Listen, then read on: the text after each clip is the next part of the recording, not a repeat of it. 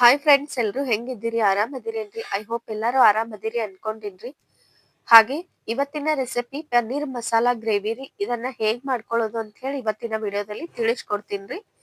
ಯಾರೆಲ್ಲ ನಮ್ಮ ಚಾನೆಲ್ನ ಸಬ್ಸ್ಕ್ರೈಬ್ ಮಾಡಿಲ್ರಿ, ಪ್ಲೀಸ್ ಸಬ್ಸ್ಕ್ರೈಬ್ ಮಾಡ್ರಿ. ಹಾಗೆ ಪಕ್ಕದಲ್ಲಿ ಕಾಣುವಂತ ಬೆಲ್ ಬಟನ್ ಒತ್ತಿ. ಬೆಲ್ ಬಟನ್ ಒತ್ತಿ ಬಿಡಬೇಡ್ರಿ. ಹಾಗೆ ಅದರಲ್ಲಿ ಆಲ್ ಅಂತ ಸೆಲೆಕ್ಟ್ ಮಾಡ್ರಿ. ಆಲ್ ಅಂತ ಸೆಲೆಕ್ಟ್ ಮಾಡೋದ್ರಿಂದ ಫಸ್ಟ್ ನೋಟಿಫಿಕೇಶನ್ ನಿಮ್ಗೆ ಬರ್ತಾವ್ರಿ. ನೀವೇ ನೋಡ್ಬೋದ್ರಿ ವಿಡಿಯೋಸ್.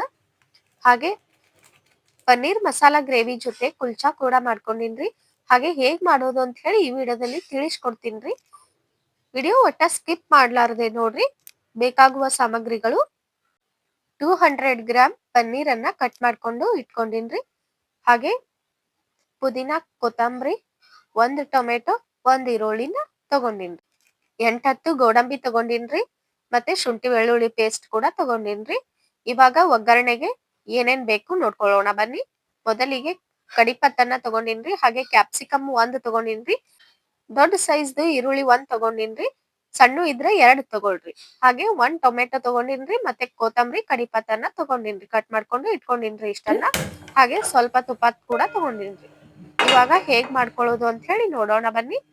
ಮೊದಲಿಗೆ ಗ್ಯಾಸ್ ಆನ್ ಮಾಡ್ಕೊಂಡು ಒಂದು ಕಡಾಯಿ ಒಳಗೆ ಸ್ವಲ್ಪನೇ ತುಪ್ಪ ಹಾಕೊಂಡಿನ್ರಿ. ತುಪ್ಪ ಹಾಕೊಂಡು ಅದರಲ್ಲಿ ಗರಂ ಮಸಾಲಾ ಪೌಡ್ರ್ ಮತ್ತೆ ಅರಶಿಣ ಹಾಗೆ ಸ್ವಲ್ಪ ಅಚ್ಚ ಖಾರದ ಪುಡಿ ಹಾಕೊಂಡು ತುಪ್ಪದಲ್ಲಿನೇ ಫ್ರೈ ಮಾಡ್ಕೊತೀನ್ರಿ. ಫ್ರೈ ಮಾಡ್ಕೊಂಡು ಪನ್ನೀರ್ಗಳನ್ನ ಹಾಕೋತೀನ್ರಿ. ಕಟ್ ಮಾಡ್ಕೊಂಡು ಇಟ್ಟಿರುವ ಪನ್ನೀರನ್ನ ಇದರಲ್ಲಿ ಹಾಕೊಂಡು ಚೆನ್ನಾಗಿ ಫ್ರೈ ಮಾಡ್ಕೊಳ್ಬೇಕ್ರಿ.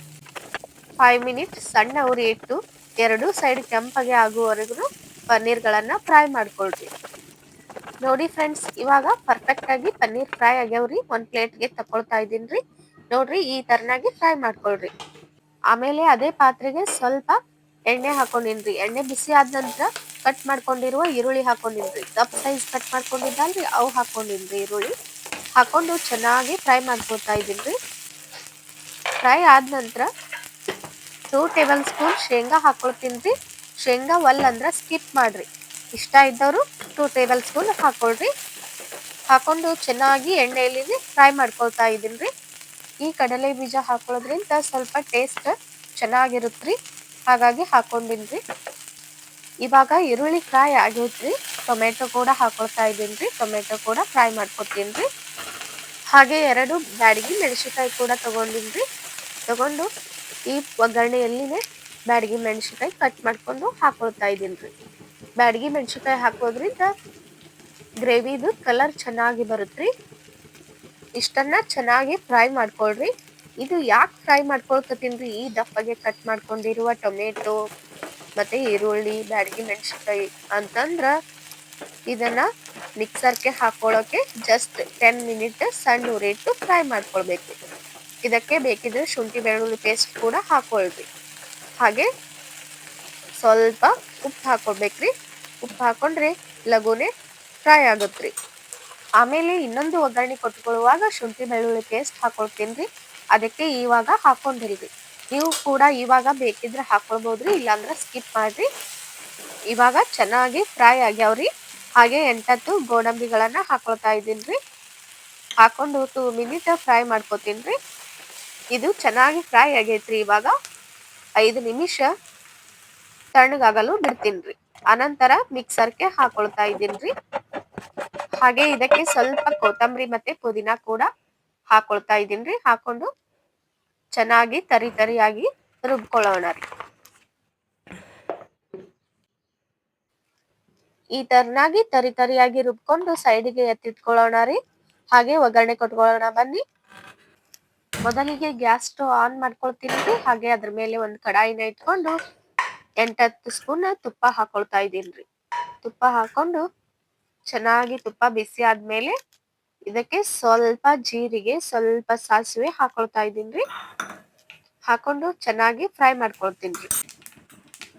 ಹಾಗೆ ಸ್ವಲ್ಪ ಕಡಿಪತ್ತು ಕೂಡ ಹಾಕೊಳ್ತಾ ಇದೀನ್ರಿ. ಹಿಂಗಿತ್ತಂದ್ರ ಹಿಂಗನು ಹಾಕೊಳ್ರಿ, ಚೆನ್ನಾಗಾಗತ್ರಿ. ಹಾಗೆ ಕಟ್ ಮಾಡ್ಕೊಂಡಿರುವಂತ ಈರುಳ್ಳಿನ ಹಾಕೊಳ್ತಾ ಇದೀನಿ. ಈರುಳ್ಳಿ ಹಾಕೊಂಡು ಚೆನ್ನಾಗಿ ಕೆಂಪಾಗುವಂಗ ಫ್ರೈ ಮಾಡ್ಕೊತೀನ್ರಿ. ಇದ್ರ ಜೊತೆಗೆ ಶುಂಠಿ ಬೆಳ್ಳುಳ್ಳಿ ಪೇಸ್ಟ್ ಕೂಡ ಹಾಕೊಳ್ತಾ ಇದೀನ್ರಿ.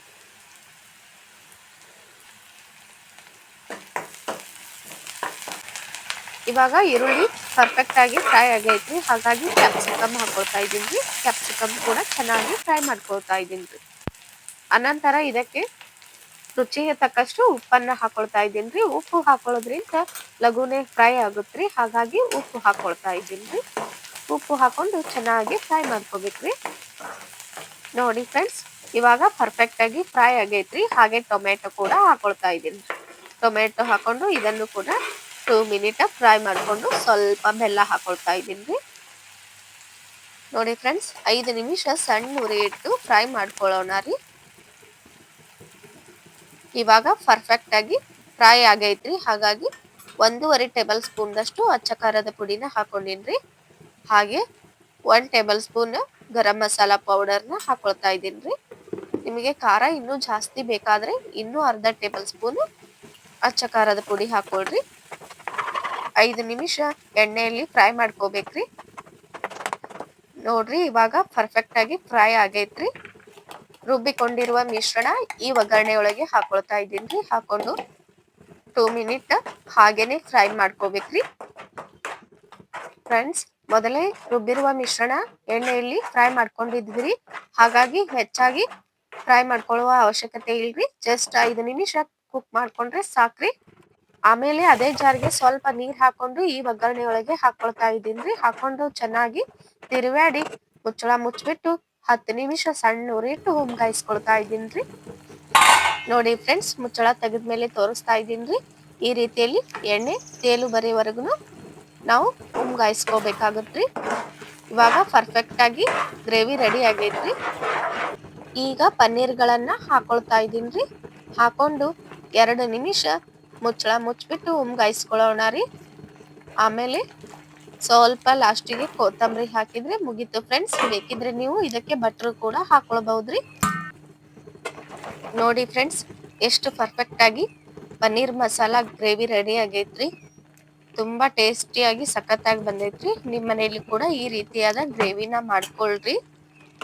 ಈ ಪನ್ನೀರ್ ಮಸಾಲಾ ಗ್ರೇವಿ ಜೊತೆ ಕುಲ್ಚಾ ಮಾಡ್ಕೊಳಕತ್ತಿದ್ದಲ್ರಿ, ಹಾಗಾಗಿ ಒಂದ್ ಕವನ ನೆನ್ಪಾಯ್ತ್ರಿ, ಅದನ್ನ ಹೇಳ್ಬೇಕು ಅನಿಸ್ತಾ ಇದ್ದೇರಿ.